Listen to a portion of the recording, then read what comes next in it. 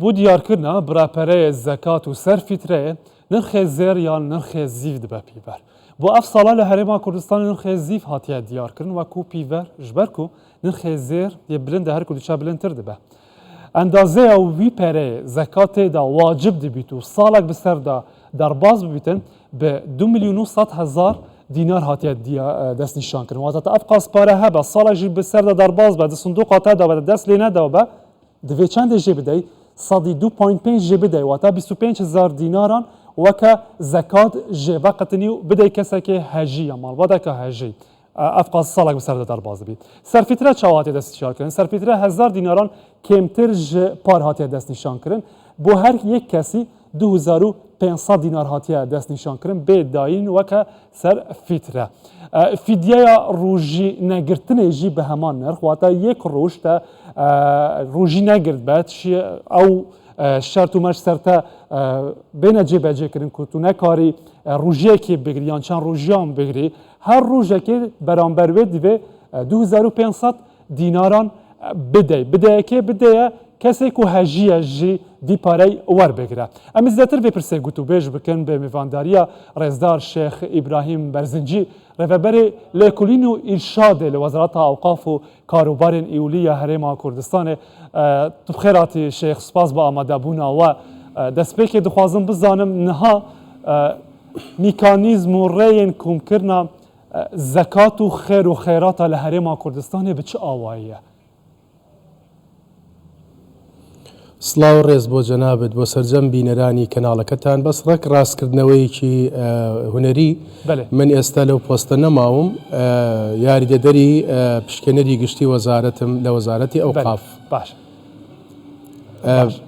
زەکات لە هەرێمی کوردستانە بابەتێکە هەر لە سەرهەڵدانی ئیسلامی پیرۆزەوە لە وڵاتە ئەنجام درراوە بەڵام ئێستا کە لە کوردستانە ئەو زەکاتانەی کە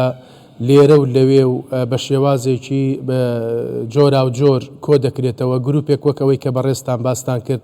کۆ دەبنەوە یا ڕێکخراو هەیە یا کەسایەتی هەیە یا حزب هەیە یا خەڵکانی تر هەیە هەر یەکە بە شێوازێک زەکات کۆ دەکاتەوە سەدەقە کۆ دەکاتەوە ئەوجا تەوزیعەکەیشی بە پێی ئەو خەڵکانەی کە ئەمرازی دامەزراندنی ئەو کۆکردنەوەی زەکاتیان هەیە ئەو شێوازە دابەشەکەن. ئەوەش بەڕای من بابەتێکی تەندروست نییە لە کۆمەلگایە دەبێت لە کۆمەلگا سندوقێکی زەکات هەبێ وەکو هاوشێوەی ئەو دەیان وڵاتی ئیسلامی کە هەیە لەو سندوقە زەکاتە بڕی ئەو پارانی کە کۆ دەکرێتەوە لە زەکات و لە سەدەقە و لە خێرات ئەوجا ئەو خەڵکانی کە ناوی خۆیان لەوێت تۆمار کردووە بەسەر ئەوانە بەدادپەروەرانە دابش بکرێ هەم مەبلەغەکان ئەو خەڵکەی کە خێر دەکەن ئەزانن دەچێتە کوێوە و خەڵکی کەس هەوڵات دو ساڵی چوویدا کارانە دەکەن سندوقەکە بڤی ئەوەی وەرە دامەزراندن گەشتە چ بچی سەر نەگرتیە؟ هەوڵەکە بەردەوامە هەوڵەکان قۆناغ بە قۆناغا ئێمە پرۆژەمان لایە لە وەزارەتی ئەوقاف و کاروباری ئاینی ئەو پرۆژەیە کارمان لەسەری کردووە گەشتووەتە قۆناغی کۆتایی تەنها زەمینە سازی ماوە تەنها لە یەک تێگەیشتن ماوە لەگەڵ برایانی خۆشەویستم لە یەکێتی زانایانی ئاینی و ئەنجومەنی باڵای فتووا و مامۆستایانی ئاینی کوردستان لەگەڵ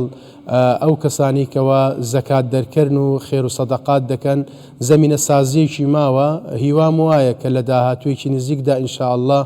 لە ئەم کابینەی حکوومەت بتوانین ئەو سندوقی زەکاتە دابمەزرێ. درناوە وڵا ئیسلامێدا بوو کەسێک و نەشێت بەرهەن سەدەمان ڕوژیە بگریتن فیدیایەک هاتیە دەستنیشانکردن تێ دەستنیشانکردن دکارە ڕوژیە نەگرە وێ فیدیە بدە لە هەگەر بێت و کەسێک دە هەمان دەمێ دە هەژار ژی بە دکارە چ بکەتن دکارە فیدیای نەدەتن و دەمێکی دەنەشێت ڕوژیا خوشی بگریتن دە هەمان دەمێدا بۆ سەرفیترەیەژی. بەڵێ بابەتی فیدیای ڕۆژوو یا سەرفترەی ڕەمەزان بۆ ئەو کەسانەیە کە ئیمکانیەتیان هەیە و پارەیان لە بەردەسایە کە ئەوە سەدەقەیە ئەو کەسێکی کە بە ڕۆژوو نابێ عوزرێکی هەیە فیدیە دەکەوێتە سەری ئەوە شەرت نییە لە مانگی ڕەمەزانە پارەکەی بدا ئەگەر نەیبێ ئەوە حەقی خۆی و بینی خۆی و خوایەتی خوا لەوە دەوڵەمەندترە کە ئەو پارەیە لە وەربگرێ یا بەخێر لێ وەربگرێ خۆی ئەگەر سەدەقەی پێبشێ دروست نییە سەدەقە بکە ئەو ئینسانە بەو بڕەپارەیە یا زەکات وەربگرێ ئەسڵەن دروست نییە زەکات و سەدەقە و خێر و ئەو شتانە بۆ مەبالغانە بکە و ئەو کەسانێکی کە بۆ نمونە سەرفترەی مانگی ڕەمەزان کە بڕەکەی دانراوە ئەوە ئەدناکەیەتی خەڵکیەکەی ئیمکانێتی زۆرترە ڕەنگە زیاتر بدا بەڵام خەڵکیشێ ئەو پارەی هەر نییە ئەوەشی کە ئەو پارەی نەبێ لە سەری نییە.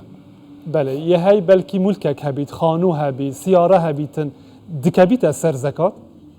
دوی جه بدد جوان ملکن بوی آوایجی ئەوە بە تەفاسیلی زۆری هەیە ئینسان ملکی شخصی خۆی ئەگەر بچینە بابەتی فتوادان و ئەو بابەتانە پێم خۆش نییە لەمە لێرەوە بیکەینە بەرنامەی فتووا بەڵام ئەو بابەتانە هەمووی تەفسیلاتی خۆی هەیە ئەو خانۆ شخصیانە و هەر شتێکی شخصی خۆمان بێ ئەوە زەکاتی نییە بەڵام هەر بابەتێک ئەگەر من زەوی بێ خانوو بێ لە واریداتەکەی ئەگەر لە ئیجارەکەی کۆ بێتەوە لام دەتوانم زەکاتەکەی بدەم بەڵام ئەگەر کۆمەڵێک پارچە زەویم هەبێ بۆ کڕین و فرۆشتنم بێ ئەوە زەکاتی لەسرە بە سعردادەنرێ و زەکاتەکەی دەردەکەم بەسەنم بۆ نمونە عقاراتێکی زۆری هەیە ڕزە دوکانی هەیە یا عیماراتی هەیە یا ئەو بابەتانەی هەیە ئەو بابەتانە لە واریداتی ئەتوانێت زەکاتەکەی دەربکە بەڵام ئێمە بۆیە دەڵێن سندوقی زەکات لە هەرێمی کوردستان پێویستە لەبەرەوەی شەریکاتمان زۆرە خەڵکانی زەنگینمان زۆرە بانکمان هەیە ئێستا تعامل بە بڕێکی پارەی گەلێ زۆرەوە دەکرێت لە هەرێمی کوردستان لەناو ئەو سندوقی زەکاتە لیجان هەیە ئەو لیجانانە دەتوانن زەکاتی هەموو کەسێک بەپێی ئەو سەرۆت و سامانی کە هەیە لە لیجانە شەرعیەکانی بە مدەقیقە شەرعیەکانی بە شێوازێکی زۆر جوان زەکاتی هەر کەسێک کە مستحقە بێ لە شەریکە بێ لە ئەفراد بێ لە کەسایەتی بێ لە هەر کەسێک بێ کە بتوانێت زەکاتەکەی خۆی دەربکات لەو لیجانانە بە جوانی بۆی تەخسیس دەکەن و دەزانن بڕی زەکاتەکەی لەسەر چەنە. رێزدار شێخ ئیبراهیم شرطە زەکات بە فیترە بە یانژی هەر سەدەقەیەکا دیبێتن divê bi par bidey şerta bi pare bidey yan jî dikare bi kelûpelekî bi xorakê bi tiştekî bide ku heftayê wî perey be ku bû zekatê bû nimune hatibe diyar kirin. بەڵێ مەسائلی سەدەقەی کراوە ئەوە هەر شتێک بکەیتە سەدەقە ئەگەر دەنکە خورمایەکیش بێ ئەوە دروستە بەڵام سەرفترەی مانگی ڕەمەزان ئەوە دەبێ یا قوت بێ ئەو قوتەی کەوا غالیبی ئەو خەڵکە چی لە قوتە خۆن برنجە گەنمە هەر شتێک لەو بابەتانەیە یاخود بۆ فەقیر کە لەسەر مەزەبی ئیمامی ئەعزەم و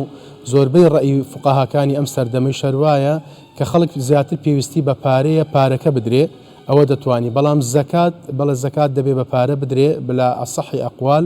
زەکاتی پارەکەی خۆی ماڵەکەی خۆی حیساب دەکا وەک جەنابتان فەرمووتان لە 102 دەبێ بدا و ئەو پارەیە باوشکی تەسلیمی ئەو کەسە بکە کە مستحقێتی و بۆی بگەڕێ کە هەشت سنفن خوای تەبارەکە و تەعالا لە قورئانی پیرۆزدا بەیانی کردووە. gelek spas rêzdar Şêx İbrahim Berzinci ji hewlêrê li gel ma bû spas bi wan zaniyariyan.